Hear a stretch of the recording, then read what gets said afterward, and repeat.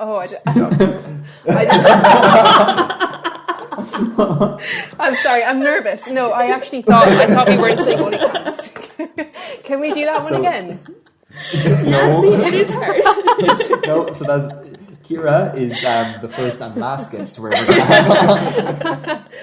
I feel like I've just I've gone in for a high five and I've missed it. I've just grazed the other person's hand.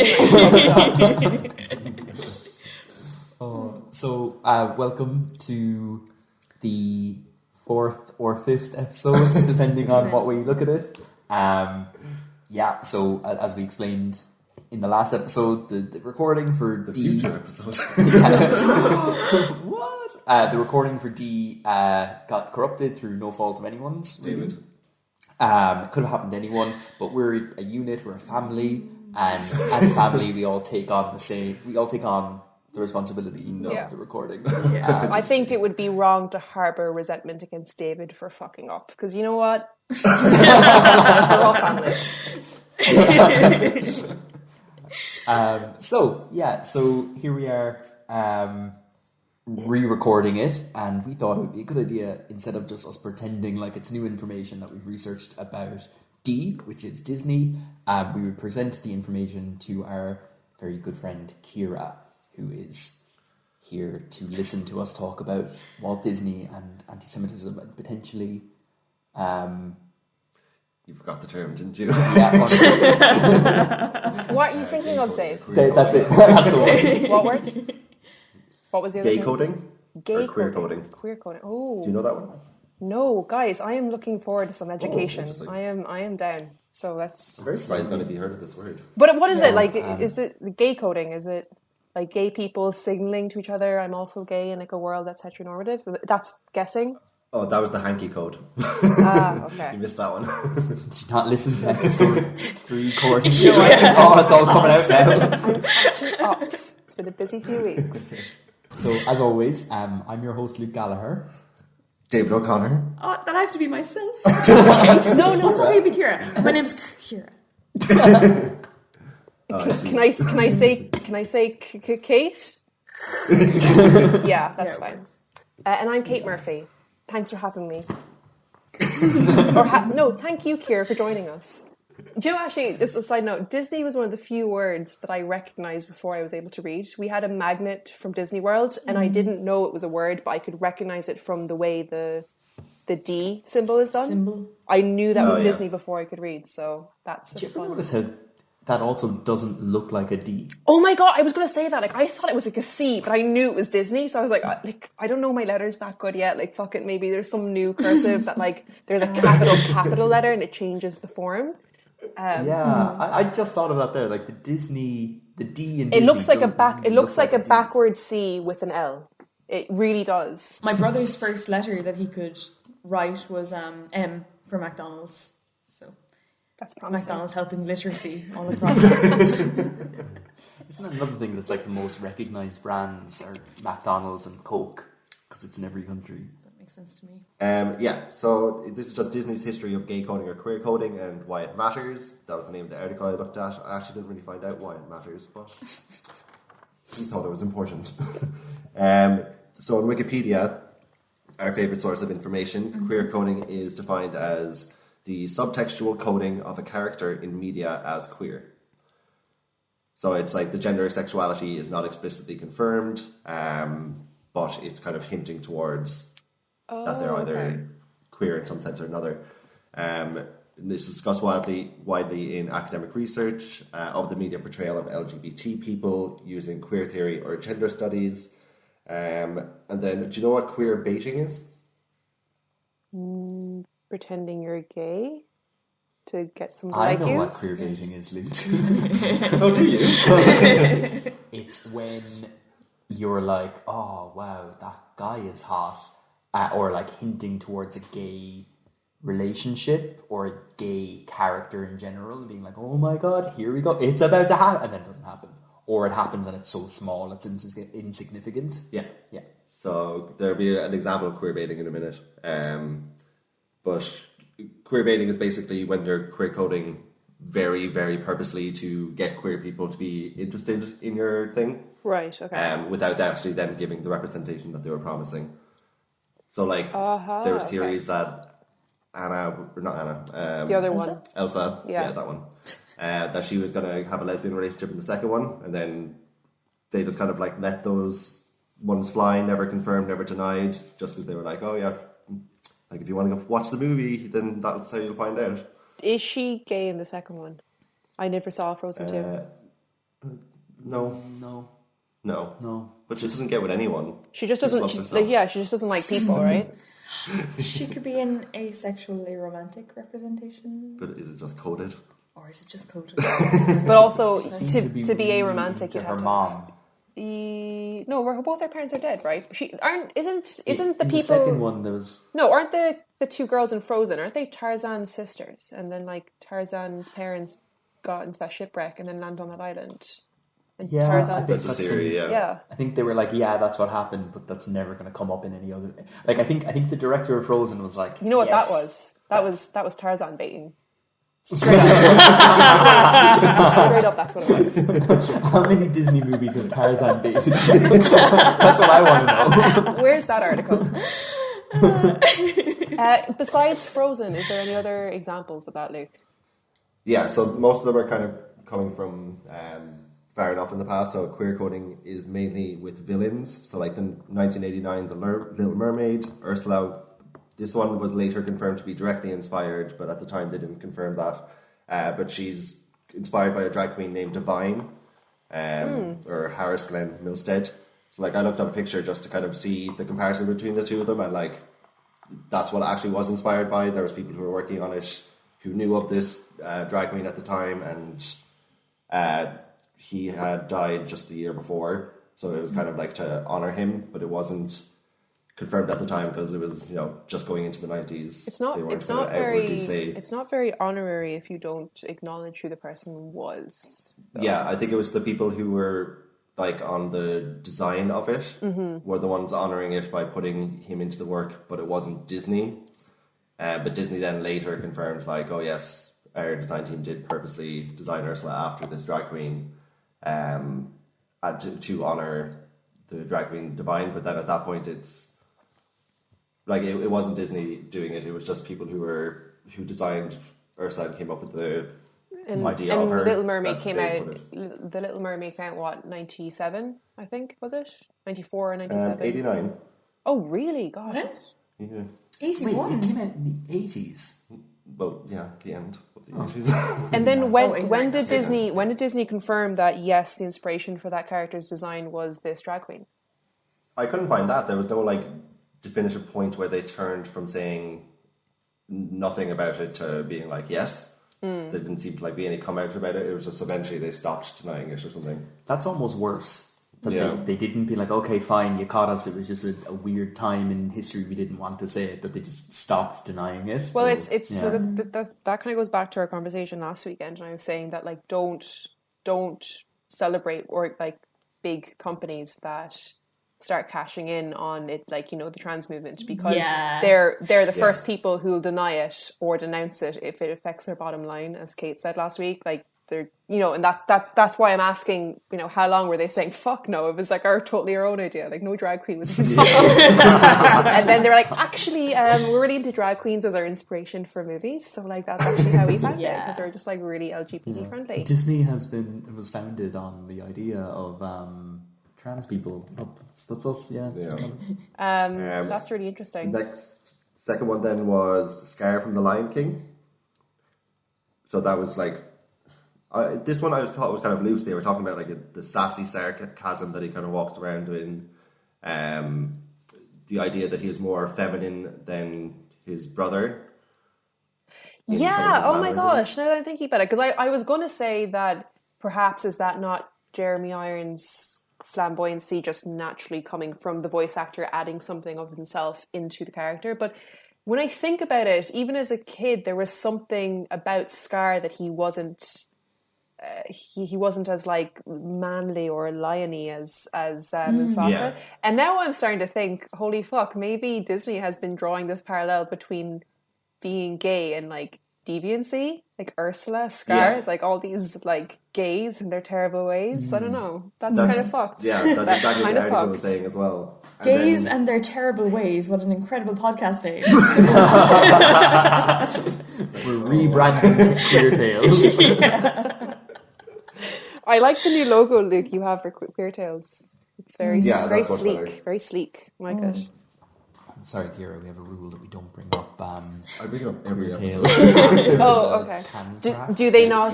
Do they not exist in the same universe? No, you see, our listeners don't really They're not into subscribe. that. Oh, I see. You don't want to scare away That listeners. way of That's- thinking. okay. I do apologize. It affects our bottom line. Maybe in 30 years. There is no gay person on this podcast. Yeah, so then the last one then is Hades from Hercules. Have you seen Hercules?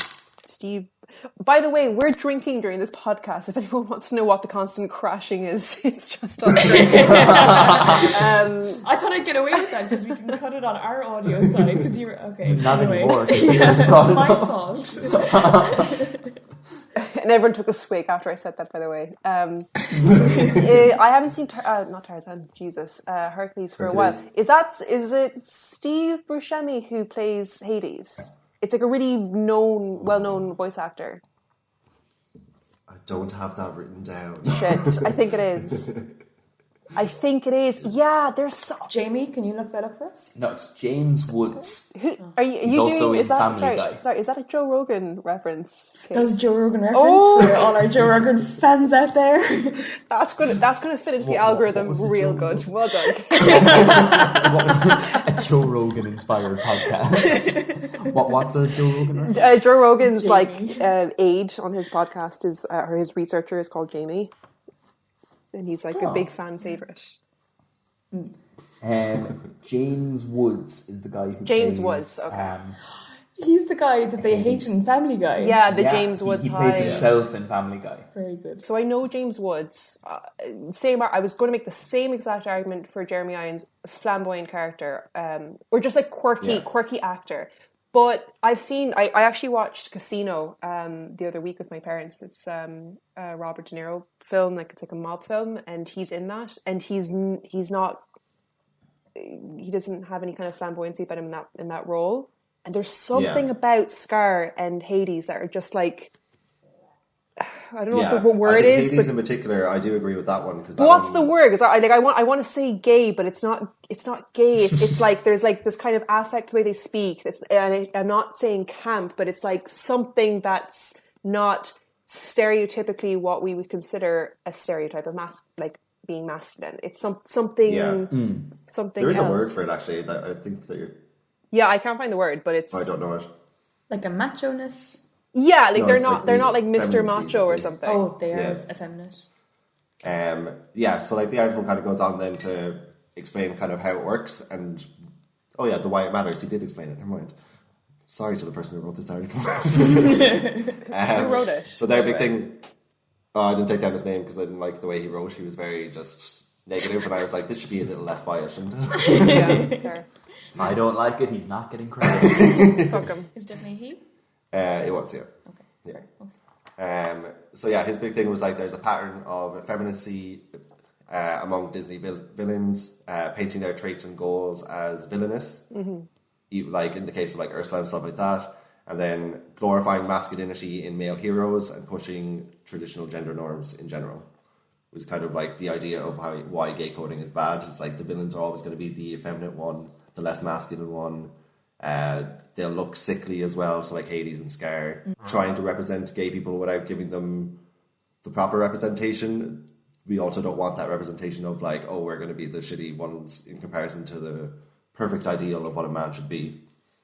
Yeah, it's really funny because I feel like this isn't brand new information to any of us, but it's weird when it's conceptualized for you. You're like, God, that's. Yeah, I've watched those movies a bunch of times, and like I internalized that and never like consciously thought about it. Although I don't think I ever it never sank down to me where gay means evil. No, there's no, lots of other gay totally. Like I'm not stereotypes, saying but that yeah. exactly. I just mean like you knew there was a certain affect or like intonation that a Disney, not a dumb Disney villain, but the smart one, the main one, not as like henchmen, would have this kind of affect that would be very particular. And as Luke's saying, like What's what's coming to mind when you say that is Scar talking with the hyenas. Yes. Yeah. It's very like, oh, what are you talking about? Do you know? Don't Okay. be Do you know what I'm that thinking? Kinda, Do you know in what's that Tim Curry movie? David, that, you know, we were in Edinburgh and we got drunk for that Rocky Horror Picture Show. Do you know he had been asked to do a like some sort of like Eastern European, like Transylvanian accent, and he was like, no, that's so overdone. I want to do something like really camp and different. And he was literally on a bus like in East London, and he just heard some woman have this like most peculiar accent, and it was like she was a woman in her 50s and very posh upper middle class, but her accent was just like unknowingly, like unintentionally camp. Yeah, kind of. And it's like what about that accent in Rocky Horror Picture Show is gay? But to me, when I hear that, I'm like, if I ever hear someone talk like that, I would assume they're probably gay, because it's just something so like beautifully like flamboyant and musical and just like effortless about that type of accent. And that type of like affect or intonation is exactly what I associate with Scar. It's like this kind of like sophisticated but evil and like kind of, I don't know is camp the right word, but when I say camp, I mean like camp and like over the top, like OTT kind of thing. Like specifically with Frankenfurter from Rocky Horror, it's very drag. Yes, yeah. That's like the way Rocky. Like, I don't know. Is that That's drag. Yeah. Yeah, that's drag. Like I know what he does in it is drag, but even the voice that he does. Oh yeah, like it's like a drag very character. A character like that. And I suppose the association with the drag character with Scar, even though it doesn't have the physical appearance of it, it's still the stop it, like that flamboyancy and that and that's going back to what you said, Kate, about like you never associated that with being gay. Like you never thought about like the evil characters being gay characters. You don't, but like subconsciously you start assigning certain traits in people based on what you grew up seeing. Like there's something definitely like insidious or about that, even if like it's a not little conscious. warning sign, red flag or something. That's kind of what I'm saying. That's really fucking interesting, Luke. Anyone else? Have you seen Beauty and the Beast in 2017? The new one, I've seen it once. I didn't really like it. Yeah, I haven't seen it, and these two haven't seen it. Very shite. But LeFou from that one was announced to be canonically gay. But then, like, the only representation that they gave for the actual movie was a few jokes and comments that kind of hinted at it. And then at the very end, he switches dance partners from a woman to a man, and that was it.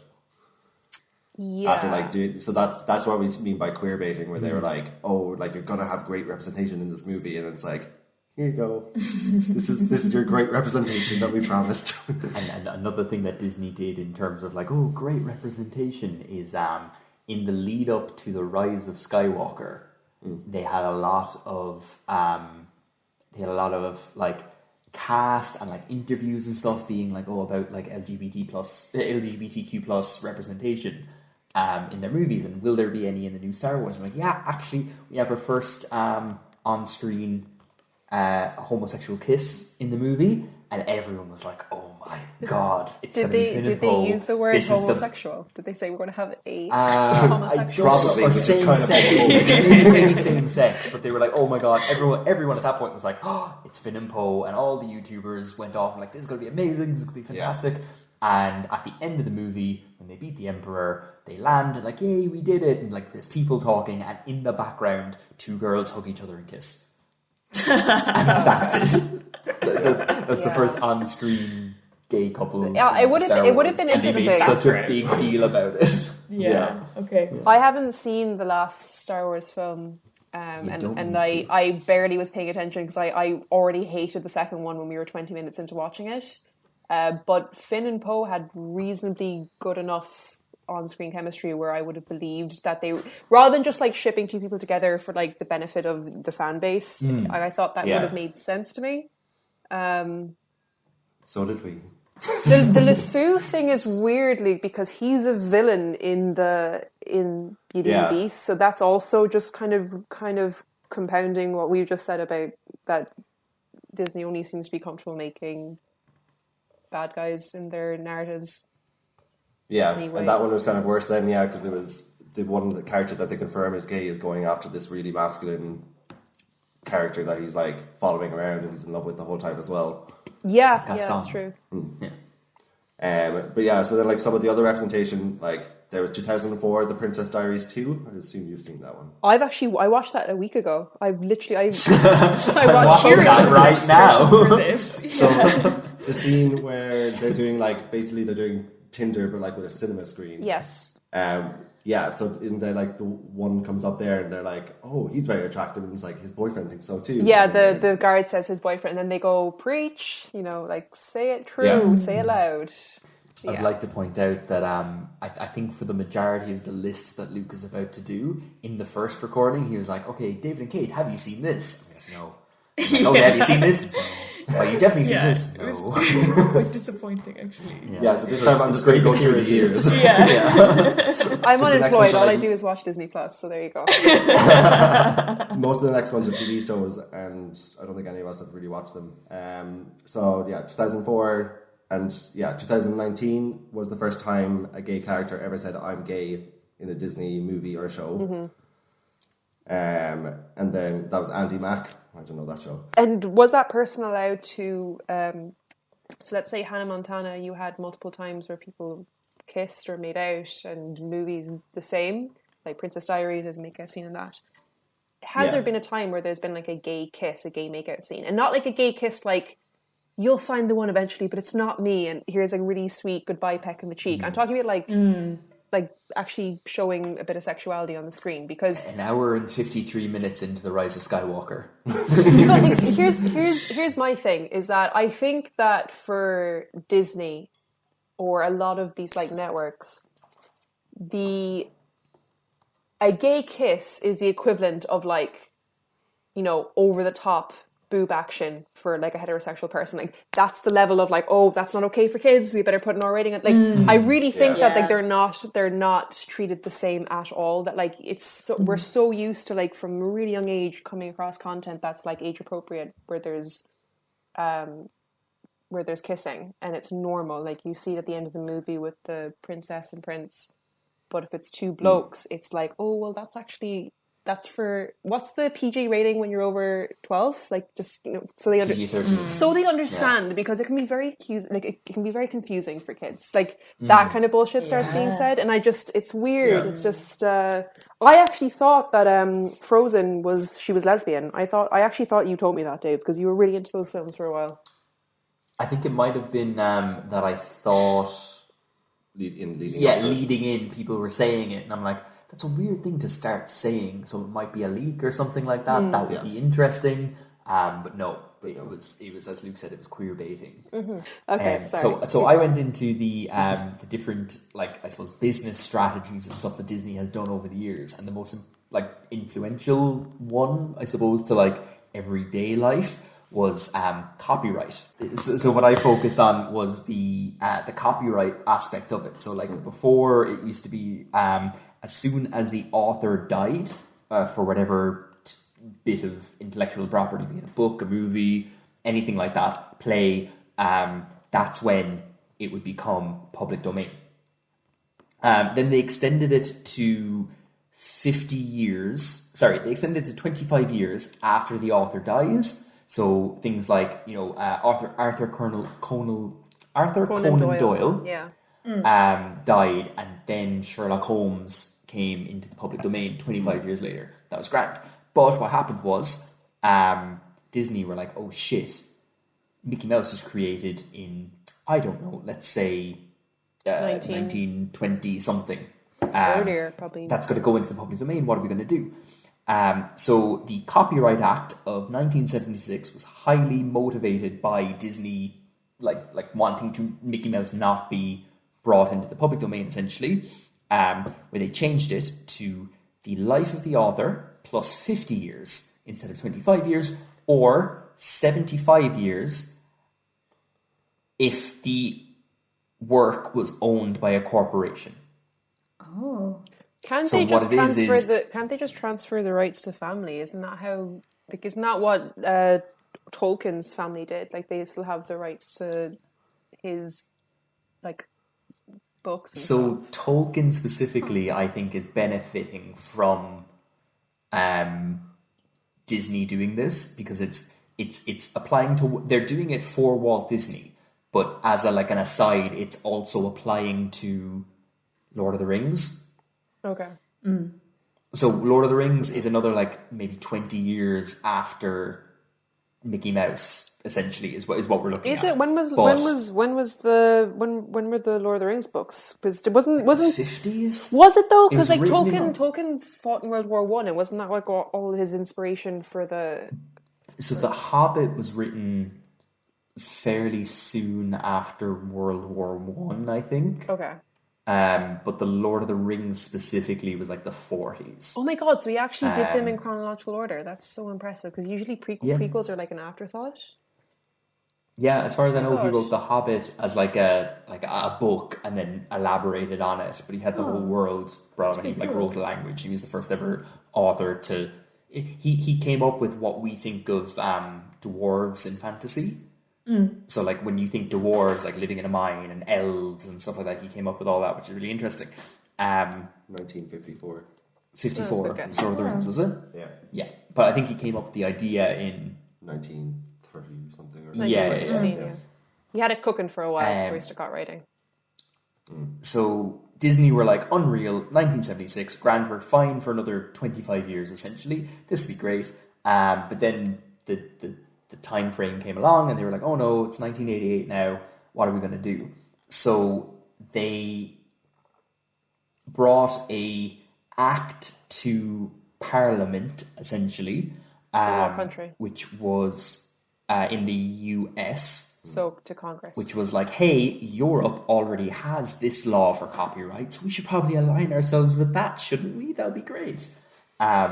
So what they did was, there's the 1998 Act, which extended copyright to the life of the author plus 70 years or 95 years after publication, whichever comes first. Didn't they change the laws in America to make corporations people? So don't corporations live forever technically? So then there wouldn't be a problem. So my theory on this, and I couldn't find anything to back it up, is that Mickey Mouse is so universally accepted that it was made by Walt Disney. They couldn't do anything for it. So all of we're extending Mickey Mouse this little bit is to stop people using Mickey Mouse specifically. But with the corporation authorship, so the corporate owning the character or the intellectual property, is for everything else, I think.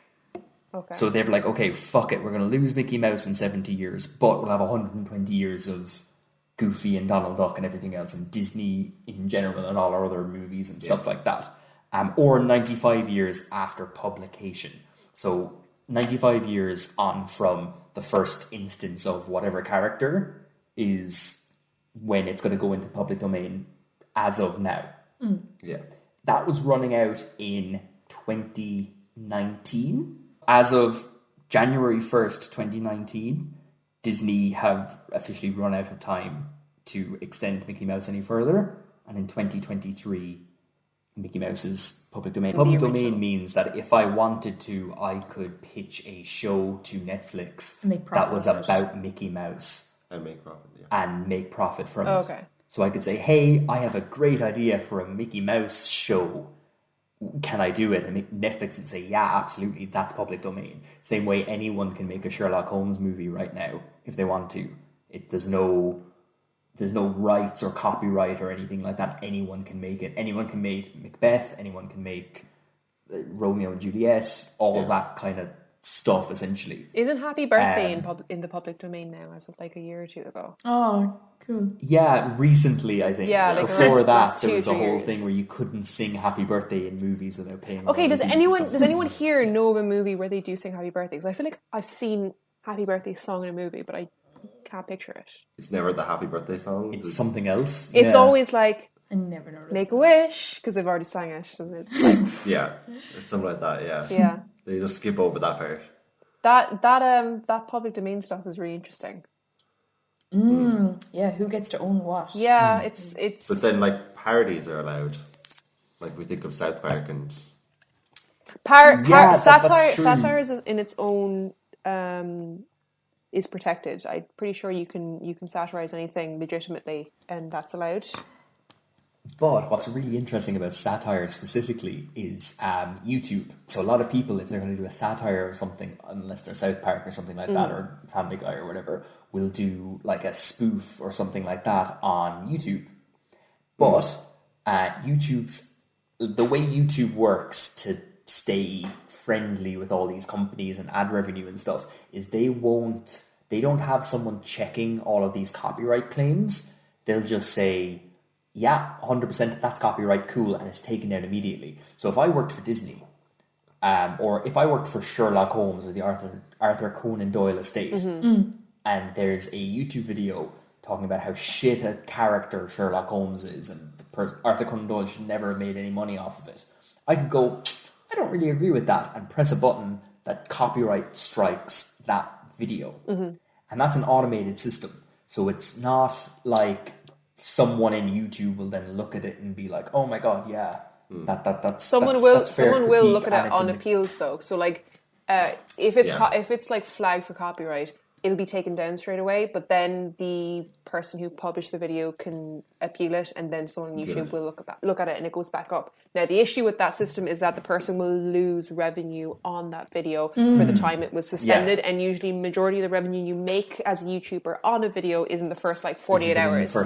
It's in the first 2 so or it's a 3 flawed days system. or something like that. Yeah, exactly. But if you were if you weren't in it for the cash, if you weren't in it for the gains, you just really wanted to like say your piece on Sherlock Holmes. I mean, like then that's fine. It's fine. Yeah. You're good. Yeah. But yeah.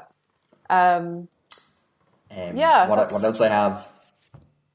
No, I'm So listening. what else I I'm just have? listening. I'm getting ready to just getting ready to listen some more. So what else I have in regards to Disney? It's not as numbery. Is how Disney work in cinemas specifically. So when I worked in the cinema a couple of years ago, Do you work in a there was cinema? a lot of I never mentioned that. No way. There was a lot. It was weird, and the one thing that comes to mind is so Disney essentially will pay for will force theaters to show their movies in the biggest auditoriums for X amount of time, and if you don't want to do that, then you don't get our movies. You told me that when you worked there. Actually, I remember that. Yeah, so like it works great for things like Frozen and the Marvel movies and Star Wars and stuff because it's going to be in the biggest ones for like 2 or 3 weeks anyway. Yeah. But the way it works is it'll also so what comes to mind is if you want to show this movie at all, it needs to be in the biggest theater for this amount of time, regardless of ticket sales, or you're not getting it. And what comes to mind that like ties this back to me specifically would be when I worked in the cinema. I remember Mary Poppins was getting a re-release for like its, I don't know, whatever anniversary, 50th anniversary or something. And it was in screen 1 and 2, which are the biggest 2 screens, at like all day essentially for like 2 or 3 weeks straight. But essentially like, no one wanted to see Mary Poppins. Is that not like problematic if, I don't know, Christopher Nolan has released a new Batman film and it's like fucking Mary Poppins? Exactly. If it's the same week, Mary Poppins is in the bigger screen and then people can't get tickets to the Christopher Nolan movie because it's blocked. Yeah. Like, there's not enough seats because it's blocked from going into screen 1 and 2. So Disney receive about 65% of ticket revenue from a film, which is the highest of any studio full stop. Normally it's around the 40% mark. So essentially if you want to show a Disney movie, Disney, if you pay €10 for the ticket, Disney gets $6.50 of that, and the cinema get $3.50 of it. Yeah. It's how it works basically. If you ignore this, in terms of the if you ignore putting the cinema or putting Mary Poppins in the biggest screens, even though you don't want to, Disney can take an extra 5% cut of the ticket sales. So essentially, they're like, "Oh, we mightn't give you movies in the future, and if we do, we'll take an extra 5%, or you'll let it be in the biggest screens or whatever." And that's just in terms of, it's hard to say, but it sounds like monopolization of the movies. It's like, people, like, there's an overabundance of cinema seats for Mary Poppins, and like, not enough people. So what happens a lot is someone will come in and be like, "Hey, can I get a movie? Can I get a ticket for Trolls?" And they're like, "No, sorry, it's in screen 6, and there's only 200 seats there. But there's free seats for Mary Poppins if you want to go to that instead." And they have 12 children with them, and they're like, "Yeah, cool, let's do that instead." And that's like a really shitty. It is manipulative. Yeah, it's really smart, like it's a really good idea business wise, but it's fucking shit. So the next bit that I went into in regards to Disney are the things they've bought in the last couple of years, essentially. So in 1993, they bought Miramax for $60 million. Okay. It was then bought by the Weinstein Company. Oh boy. Our favorite boys. 2010 for $663 million. So they made $600 million profit on Miramax in 2010. Nice bag of change. And I don't think the Weinstein Company has made that money back. Something tells me that that's. I don't know. His reputation was damaged, but I'm not sure his financials were damaged. Yeah, and like They probably. if I saw Miramax, I wouldn't straight away be like, "Oh." But yeah, I thought Harvey Weinstein's production company was like Weinstein. You know, like it's like the three. Yeah. So I think what it was is Miramax. Yeah, it used to be Miramax. It's like a sister company, then, I think it would show Miramax, and then it would show the Weinstein Company. Oh, okay. Or like yeah, Weinstein the Brothers or whatever, whatever it's called. Or Surely he's broke now, because like, don't your assets get seized when you go to prison forever? I don't think so, unless it's like you got them through drug dealing or something. Then your assets would be seized because it was they're illegally legal assets. Yeah. gotten. And But then actually, he got his them wife legally. It was wife just divorced him shitty. as well because of the stuff. Or maybe she got 50%, hopefully. Yeah, fingers crossed. I feel like Courtney financially I deserve all of them. Harvey Weinstein's probably not doing great. So I hope so. That'd be nice. Fingers crossed. I'm going to let him. So wait, no, did Harvey So- Weinstein buy Disney or did Disney buy Harvey Weinstein? Disney bought Miramax. Okay. And then Harvey Weinstein bought Miramax for $600 million more than Disney bought Miramax for. Okay. Like 20 years later. Right, okay. 17 years later. So Harvey Weinstein's net worth is estimated around 25 million. I think he's doing okay. That's all right. Yeah. Comfortable. At the peak of his career, it was Vote Labour, 300 Kate. million. He's taking a big dip, but like at the same time, for him, 25 million. I wouldn't be like, oh no. But we're considering this from our point of view. Yeah. From his point of view, he's like, "Oh, that's only like 10 years worth." My heart bleeds. Moving on, in 2001, Disney bought Fox Family Worldwide Yeah, I remember for $2.9 billion. Wait, no, I don't remember that. And that's the time that Fox Kids turned into Jetix. And that's the bit that anchors me to it. It wasn't Fox Kids anymore, it was Jetix and had a little robot thing. Yeah, it still had Digimon for a while, didn't it? It still had Digimon. I think it was all still the same program. Why did I think that Disney bought Fox more recently? Because remember I was asking... did. Yeah, because I was asking you So- when we were watching WandaVision about, what's his face, your man from X-Men. Yeah. So I thought he ended that... up Yeah, in it. so I was like, that's a recent merger, surely. Yeah, it's really recent. So how can you buy something they twice? kind of bought the children's channel. Okay. So Fox is like loads of stuff. Yeah. But they bought the children's side of Fox in 2001 for 2.9 billion. It's kind of, and then later on, like 2 or 3 years ago, is when they bought everything else. But the big one for me is in 2004, Ciara, Disney bought the Muppets. I didn't know that. Here it comes. So Disney bought the Muppets, and they bought the Muppets for 75 million. Here we go. Now, This this is opens important. up an avenue for me to discuss how heartbroken I am that the Muppets went for so little, or more accurately, how other things went for so much more than the Muppets deserved to go for, I feel. So remember I brought up how Fox Family Worldwide was bought in 2001 for 2.9 billion. Yes. They could have bought the Muppets 38 times over for the amount they paid for, like, Fox Kids, essentially. So they paid 38 times what they paid for the Muppets for Fox Kids. Is how I look at it. Is how I Do you know view the it. way you were saying the Muppets? Is Sesame Street the same as the Muppets? I don't think so. No. I think Isn't they're by the Kermit- Jim Henson But Corporation. isn't Kermit the Frog in both? No. Oh. Is he? Fuck. Yeah. I think he might be. Okay. Oh, no. Is the Cookie... I'm looking it up. Actually, no, because the Cookie Monster isn't in both. The Cookie Monster's only in Sesame Street. I'm confused. I feel... Yeah, no, I think you're right. I think Kermit is on Sesame Street. Because there's definitely videos of him teaching children ABCs. Okay, Jim Henson created the Muppets. Yeah. Many for the purpose of Many appearing. for the purpose of appearing on Sesame Street. My So God. Sesame Street came My first. God. So There's a he connection. created the Muppets to appear on Sesame Street. Okay.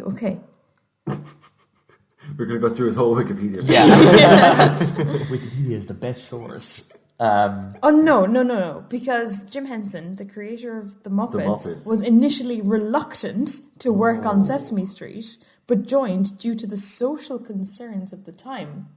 Probably wanted to bring in a stable, heterosexual relationship in Miss Piggy and Kermit, just to kind of... That's really interesting, actually.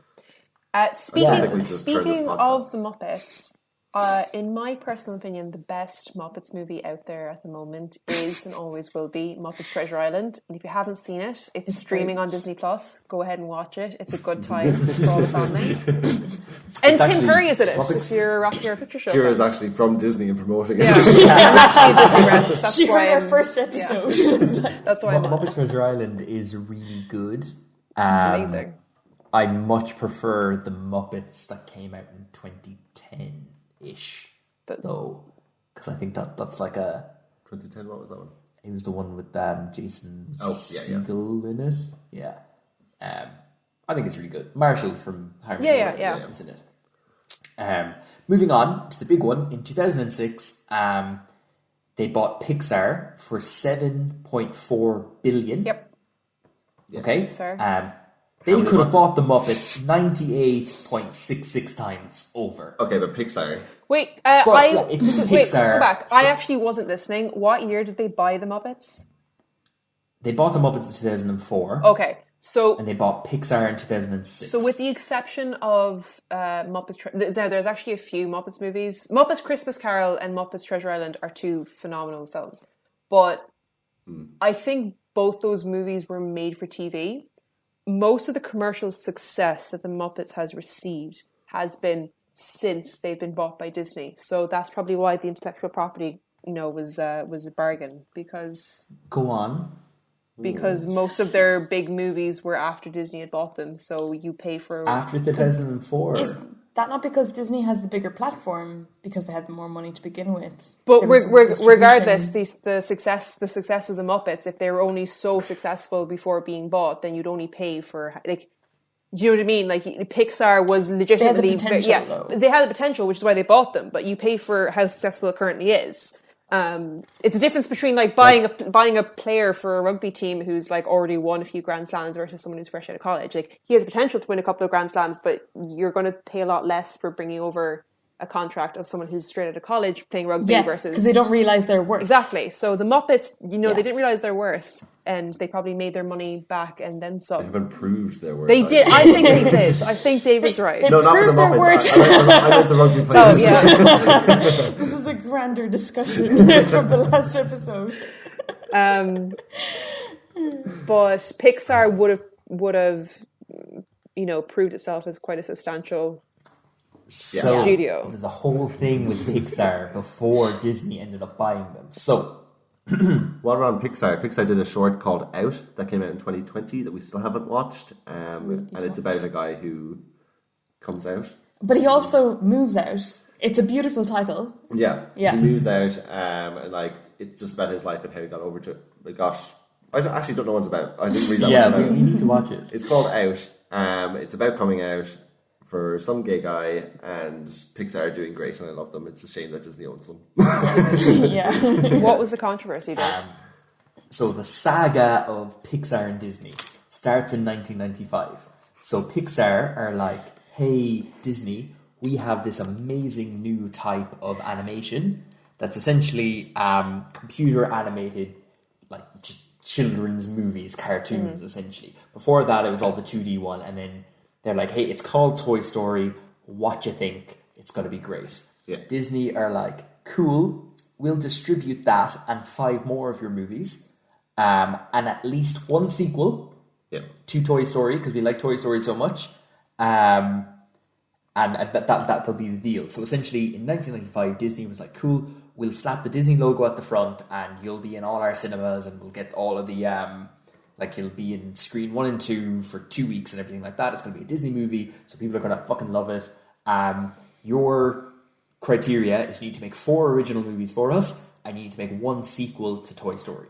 Okay. And Pixar are like, not too mad about making the sequel to Toy Story, to be perfectly honest, but okay, we'll sign the contract and we'll fucking move on from there. So then they went on to make like Bugs Life. Yeah, I was going to say Bugs Life must have Monsters, been one Inc., of them because that came out in 98.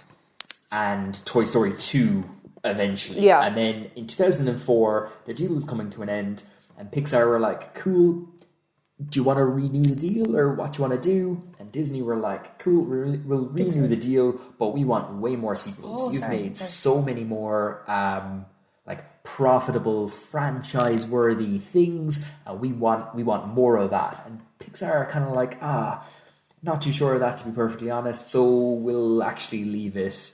We're more interested in making original movies than we are pursuing franchises, because like even Toy Story 2, even though it was a critical success and people say it's better than the first one, we kind of want to move on to more original things. Yeah. Disney were like, cool, no hassle, but check out the small print of our contract. We actually have the rights to make the sequels to all the movies that we distributed for you.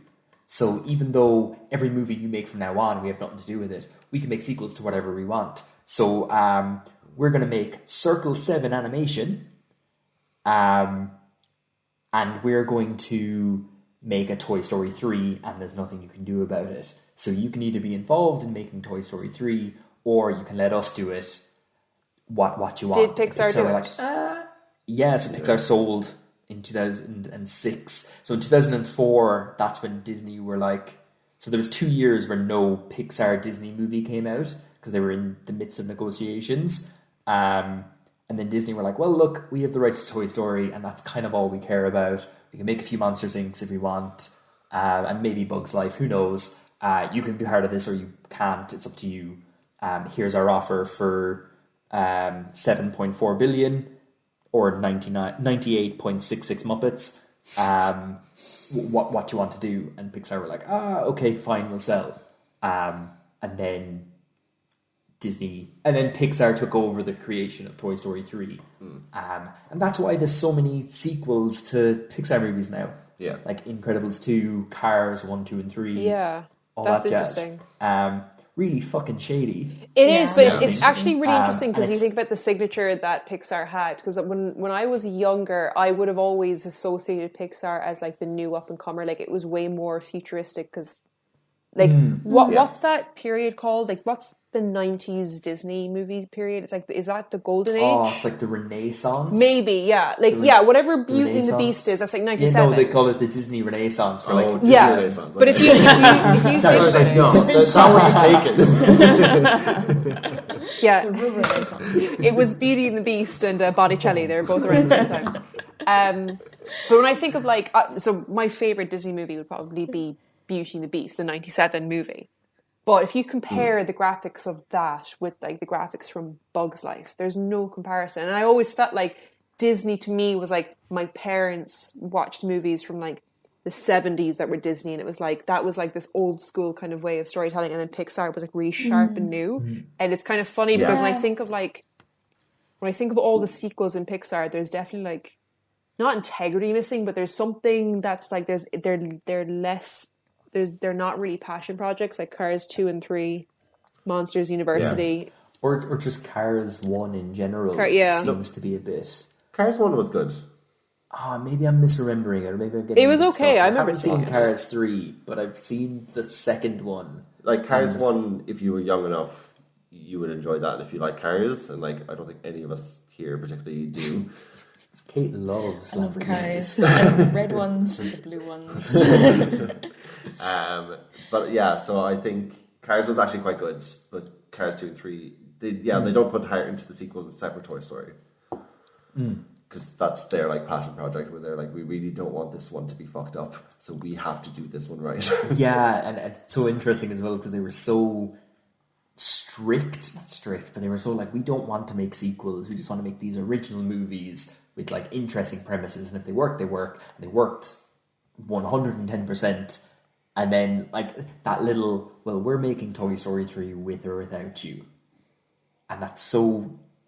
I very feel Disney. so bad for them. It's so bitchy. Yeah. Well, very I Disney. don't. It's corporate. I feel bad for them. Maybe hire a lawyer to read your contract before you sign it. I think that's probably. That's a actually a valid valid point. point. I think they That's a good knew... point, yeah.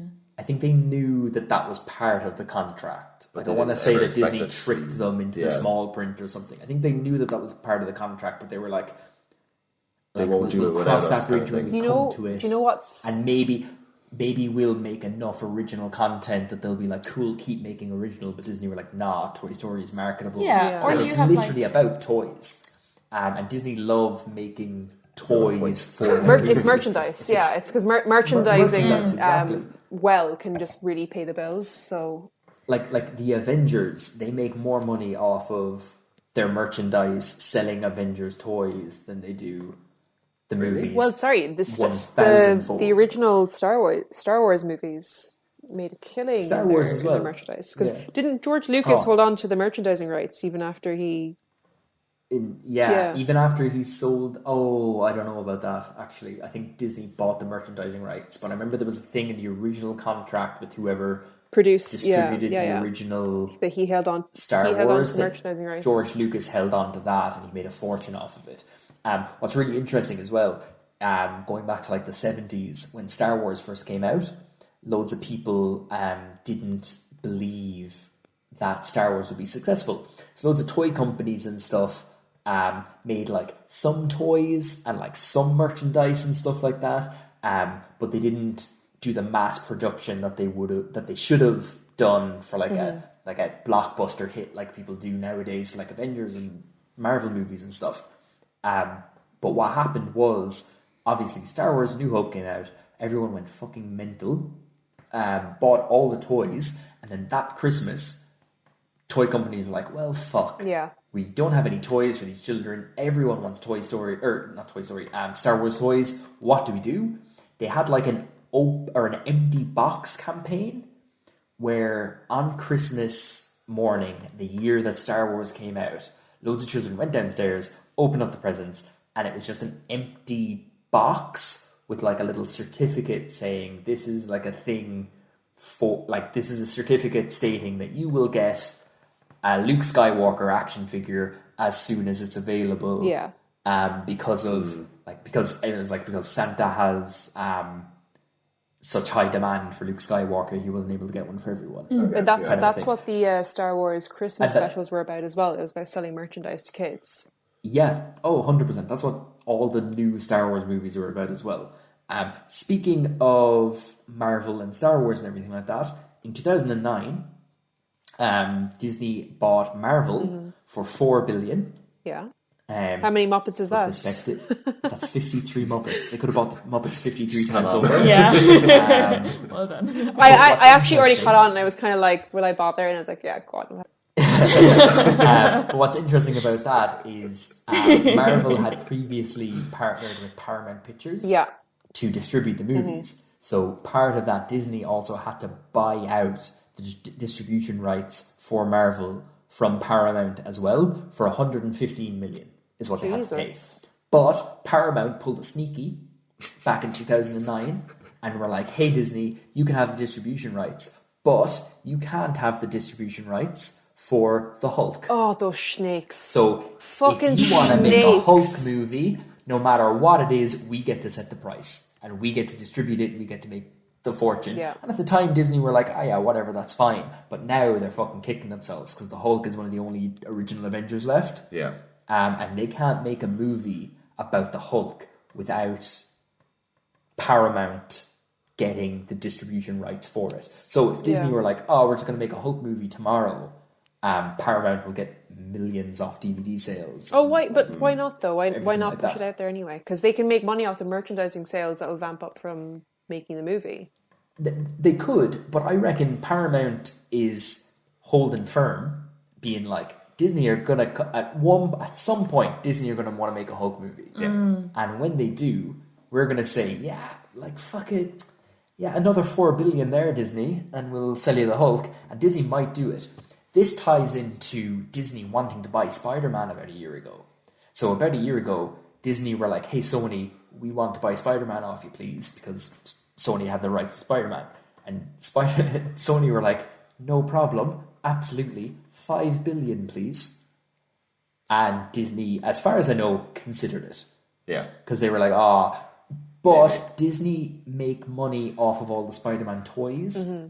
So they're trying to weigh up, will Spider-Man movies make enough to earn back 5 billion? Yeah. But because most Marvel movies make $1 billion. I was thinking, anyway, that's like they just need to make 5 Spider-Man movies and they'll make it back. But wasn't Spider-Man in like a bunch of the Avengers films? So even now hasn't it made back? Yes. Hasn't it made back? Yeah, it's made its money, but the way it works is the deal that they have is all the original Spider-Man movies, so like Spider-Man Homecoming and Far From Home, Disney fund it completely. So they put all their money into it. Disney produce it and everything like that. But Sony get like 75% of the profits or something like that. But with the Avenger and the trade-off is Spider-Man can be in Avengers. Who made Spider-Verse, the Spider-Verse movie? That's Sony. Okay. So it's only live action Spider-Man. Right. So Tom Holland is the only one that applies to, essentially. Okay, right. So Disney seemingly just buys up their competition. So Yes. It is how it goes. Then in 2012, they bought Lucasfilm, which is Star Wars and Indiana Jones, and other things too, I'm sure. No. Which I don't really. And it's LucasArts, basically, so it's like all the concepts for games and books and comics. It's everything. Yeah, it's not as just well, movies. Yeah. 100%, and they sent that on to EA for the games specifically, and we all know how that worked out. Again, 4 billion Such a for good Lucasfilm. funding thing. Again, 4 billion for Lucasfilm. That's 53 Muppets. And in 2019, the big one, they bought 21st Century Fox. They bought everything that 21st Century Fox owns, except the news stuff. So Fox News is still owned by Fox independently. They bought it for 71.3 billion. Ciara, they could have bought the Muppets 950 times over. My God. That is deplorable.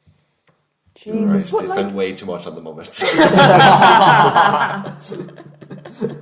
Well, David, I should have brought a paper and pen for that one, but that was a very, very good presentation. and the calculator. Yeah. Thank you. What do you think the Wikipedia definition of Disney is? Oh, we know now. Yeah. You know, 'cause I've told you. I Yeah. know. Oh, can I guess first because I wasn't here the first time you did the podcast. Is it a creative company that makes movies and creative projects? That would be really nice. Yeah. I would love that if it was based on creativity. Yeah. What words did we get right last time? David got the you got a Walt good few. Disney right. I got Walt conglomerate. Disney Corporation is what I got Yeah. right the last time, I This think. was more like it. So when you look up Disney actually isn't a thing. It's called the Walt Disney Company, commonly known as Disney. And the Wikipedia definition is an American, diversified, multinational, mass media and entertainment conglomerate. What qualifies a company to be a conglomerate? Is that just like is it a multinational corporation that's a conglomerate, or I think multi-company. conglomerate is just like multifunctional kind of thing. Okay, There's like yeah. multi-parts to it, yeah. I thought it was that they had like lots of different independent companies, and they're the umbrella. that's it? company. Yeah, I think that's Who created Disney? Walt Disney's dad. No, excellent guess. Right. No, you already know. Two people created Disney: Walt Disney, who we all know, and Our boy. his understudy, appreciated brother, Roy. Nobody talks about Roy Oliver Disney, the older brother. So, like, he should get more credit. Yeah. So he was the older brother and the co-founder of Disney, and no one gives a shit about him. No one's talking about him. It's very upsetting. But actually, Walt Disney's father, Charles Disney, was born in Canada to Irish Protestant immigrants. So his father his father was born in 1832, and his mother was born in 1838, and they moved to Canada when they were children. So they were most likely emigrants of the famine. Ergo, Disney has Irish origins. Well, Ergo. now, Kate. We own Disney. Protestant origins. So No, yeah. I'm not sure I made it as big a deal of that in the past, but I'm pretty sure Protestants also suffered from lack of potatoes. I don't know about that, Kate. I think it was only Catholics who starved during the famine. I wasn't there, but I have it on good authority. Yeah. It was It's like not COVID, Walt it didn't Disney. discriminate. What's interesting as well is, by that logic, you can date Mickey Mouse right back to the Celts. That is true. Yeah. You can did it right If back you to were the to Celts. go Like like both. that. They're fictional. That's really interesting. I suppose everyone in America is like Irish somehow, if you ask them. They were Canadian. Yeah. I wouldn't have thought that we moved to Canada.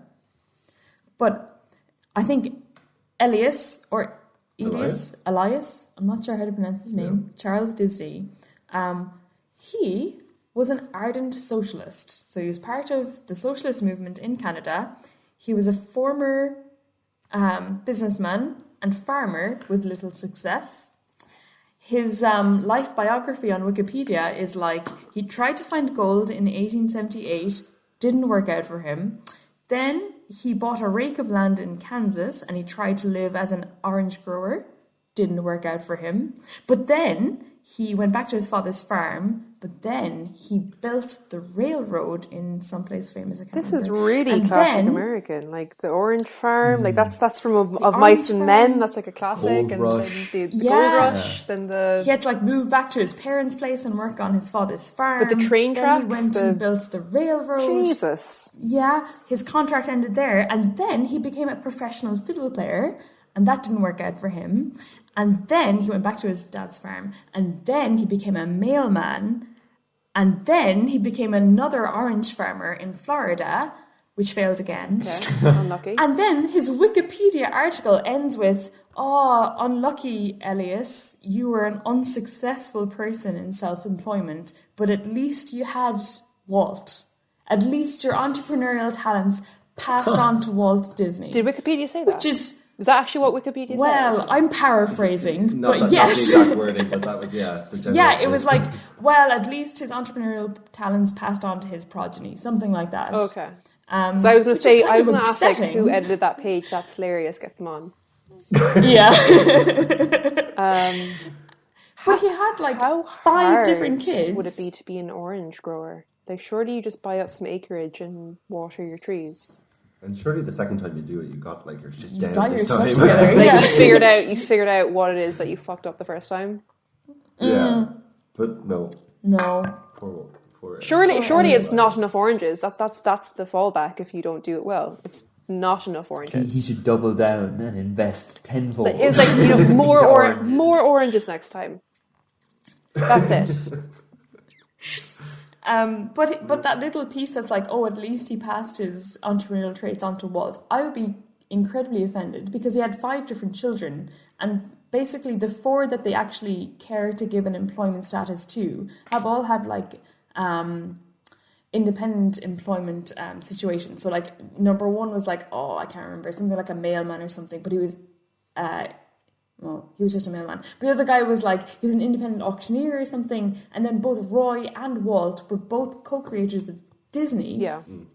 And then Ruth, beside her little biography, is like, oh, she lived and then she died. And there's no mention of like what she did, what she got up to, nothing. The 4 boys all got like their little employment thing beside it. And Ruth, she just died in some year. Can you That's all she got. imagine if Ruth was the one who used to like scribble Mickey Mouse when she was younger? Yeah. And that's why there's this all like this big hush hush around what Ruth did in her life, because like any hint that she's the creator That's of Mickey Mouse. like, we should start that conspiracy. Like, Ruth was the one who came up with the initial concepts, and then I'm sure and then it her already and then her exists. brothers like sectioned her, and she got put into like a psychiatric hospital and lobotomized in the 1930s, so like her brothers could take her intellectual property and run with it. That's like definitely like the Kennedys did that, not the intellectual property stuff, but they had a sister that they lobotomized because she was, you know, a lot of hassle. Oh, and kept quiet kind of thing? Yeah. They're like the royal family. She was probably hysterical. Yeah, the royal family the had royal like family. a bunch. Very womanly, yeah. But the royal family had like a bunch of extended family that they just like shoved away into hospitals in Cornwall and Scotland because they just want to deal with the fact that they were, from what they saw, as defective. So I have a little piece about the Disney name. You don't really hear about anyone being called Disney, which is weird. It's a very distinctive name, and it is actually descended from the Normans. The Normans settled in Ireland around the 11th century, and they mixed with the local people. With the local people. Well, we don't know. Celts? We've no idea because we've no way No of way to knowing. prove that. let's just call them the Hibernians because we don't want to upset Kate with the C word. And the idea is that the Normans, they weren't like an isolated group. They mixed with the natives and they became more Irish than the Irish themselves, is the kind of quote. Mm-hmm. So basically, if the Celts existed, Disney likely mixed with them and therefore descended from them. Disney being essentially an Irish franchise. One of the things that always comes up with Disney is, oh my God, wasn't he anti-Semitic?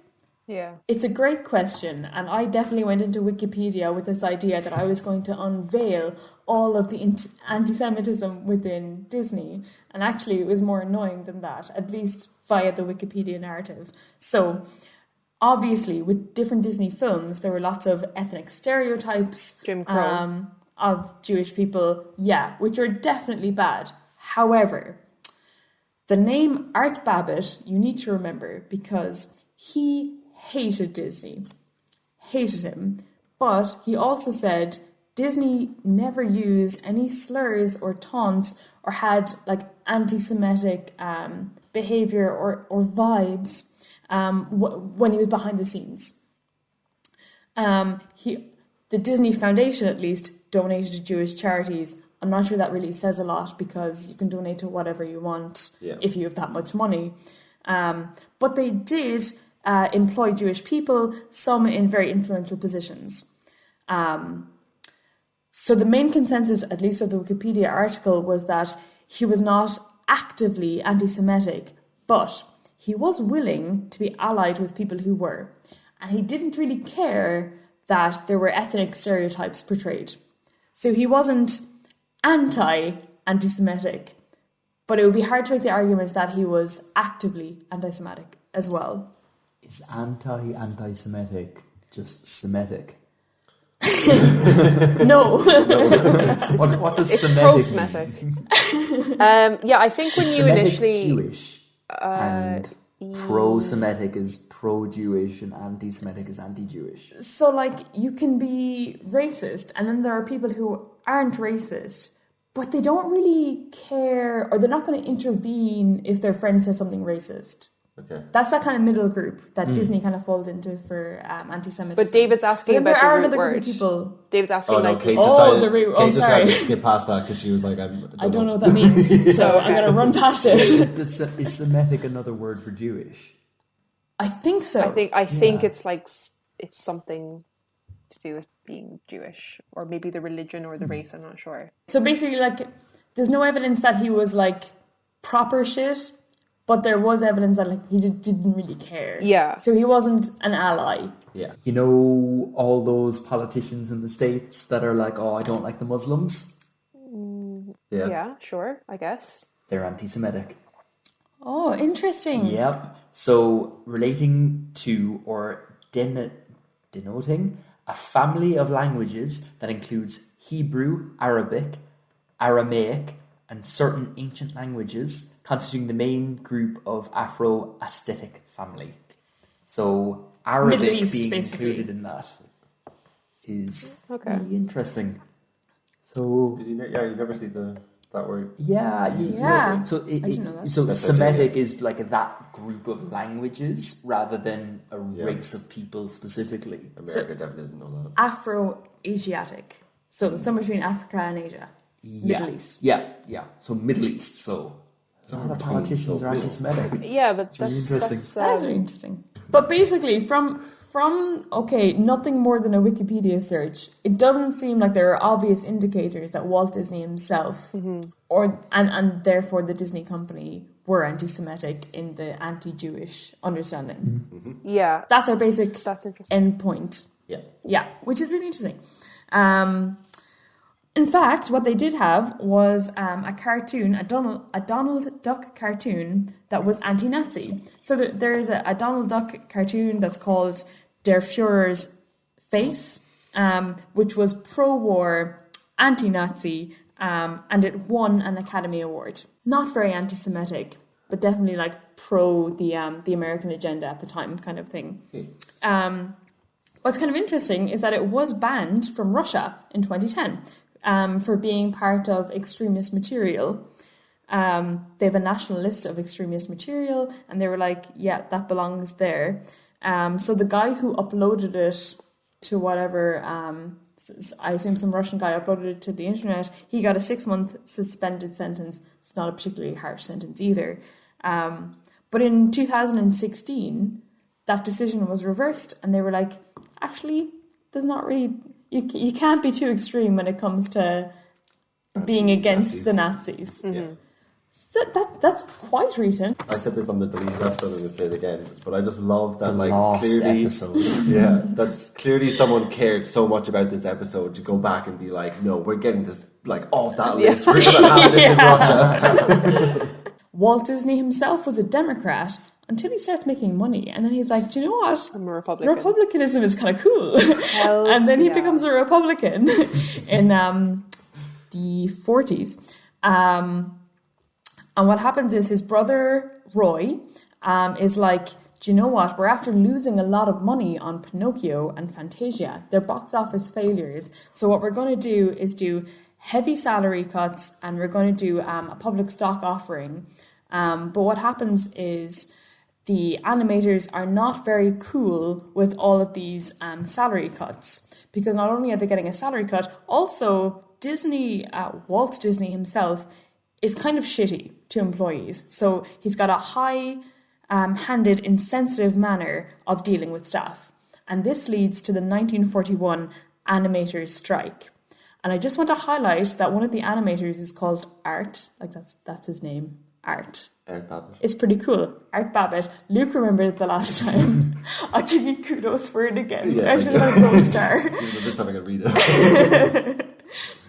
So what happens is this animators strike goes on for 5 weeks, and they're striking because there's a massive disparity in how animators are paid. So some people are on $300 a week and some animators are on $12 a week. It's ridiculous. Art Babbitt is one of the best paid animators in all of Disney, but he's like actually sympathetic with the lower paid staff. And he also hated Disney. So they all joined a union.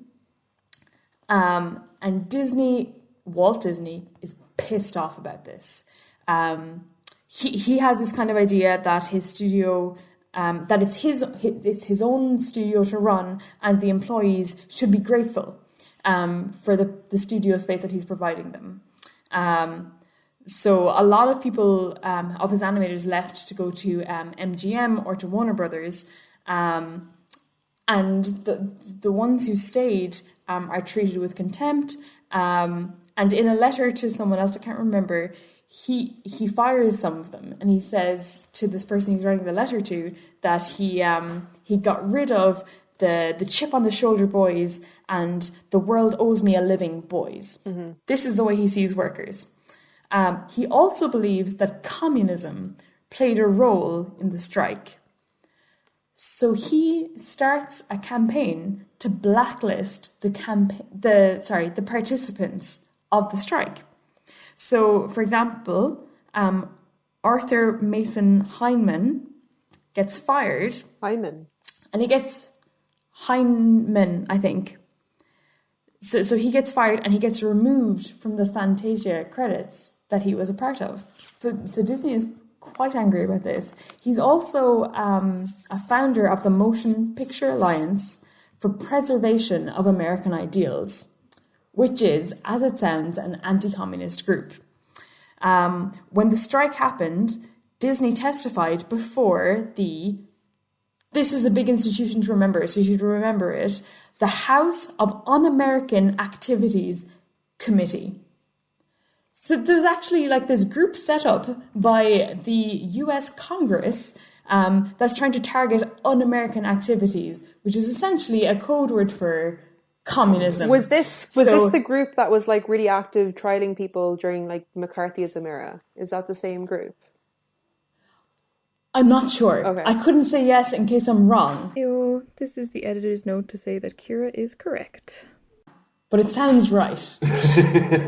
Well, like, because what I can say, a lot of filmmakers and actors were persecuted during that period by a certain organization in case they might have been communist. Yeah, like that sounds right for sure. It's the HUAC. So they were created in 1938, and the idea was that they would be the investigative committee of the US House of Representatives to investigate any disloyalty and subversive activity for fascist or communist ties. Is it the same organisation that rounded up all the Japanese and put them into internment camps during World War II? I was going to make a Spanish Inquisition joke. I was like, where's the Spanish Inquisition when you need them?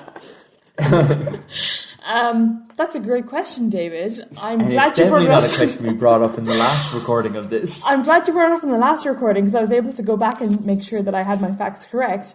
Basically, no, they're not the guys who did the Japanese internment camps. However, they are the same guys who made an argument to Congress that we should do Japanese internment camps. So, just to give you an idea of how ideology can kind of dictate what your values are. The House of Un-American Activities Committee were once like, hey, should we investigate the KKK? And one of their members was like, don't be daft. The KKK is an old American institution. So of course we want to investigate it. It's completely American. So it wasn't like, we're going to be a great, symbol for society or something. It was just, are we American or are we basically Russian? To give credit to them, about 20 years later, they did investigate the KKK. So they took their time, but they got there eventually. That's basically my entire section. Anyway, thank you so much, everyone, for listening. Thanks, that was the re-recording of D. It took 4 hours. It's not going to be 4 hours of recording by the time you get to this. There's a lot of drinking involved, and a lot of banter, and a lot of friendship. I forgot one of the cool things about the animators' strike, which I can We're put back in. we're right back in. Which I'll put up on the Instagram and possibly Twitter if I have time. From the animators' strike, one of the shots is that they have the signs up that are like. So keep in mind, this is right after Pinocchio and Fantasia completely Bombed. fail. Bombed. Better word at the box office. Is the animators all their wages get reduced and they have signs up that are like there ain't no strings on me, and it's like, oh, nice. I'll put that up. I'm very surprised that Pinocchio was a bomb, because I would have thought that's a really iconic Yeah. Disney movie. That's one of the classics. Yeah, I didn't know that at all. That's really interesting. But that was only based on the box office, wasn't it? Yeah, it's just So like DVD sales just through the roof. Disney obviously didn't video. have their like cinema monopoly yet that they had I'd when you were assume working. they didn't. If you like this episode, you can find us on Instagram, Twitter, Facebook, and YouTube as podcast at podcast OnlyCans. You can email us at podcastonlycans@gmail.com. Beyond that, we are good to go. So thank you very much, Ciara, for joining us. Thank you for having me. A fabulous guest. Yes, you Yeah, saved thank you. D for Disney. Thank you. It was very really, fun. really good. Very informative, So guys. everyone tune into Queer Tales next week, and So if you have any suggestions for future letters, sure, email yeah. us, message us on any social media platform. Ideally Make Instagram. your own podcast Ideally as a Instagram. rebuttal to our podcast Oh, with your yeah, suggestion. That Yeah, would be fun. Doing a podcast when you're drunk is that I felt that we were all hilarious, but I don't think the people listening are going to feel the same way. But we did try. Unless you're drinking too. Yeah. So if you This- if you this wa- is if a- you so listen yeah, to this when we That's crack the those cans, recommendation. the recommendation is you also crack at least 3 cans. Yeah, depending Yeah. on your body weight, you should like translate Nope. the cans to I think Oh yeah, your if you're goal- heavy, drink more. drink more. Yeah. So your If you're goal lighter, is to suck it up. your goal is to drink 1 can per person on the podcast. Yes, But when we have at a guest least. like Ciara, it's 4 cans instead of the normal 3. Yeah. Yeah. And if you haven't been doing that, that's You have to catch up now for this You one. need to catch up. yeah.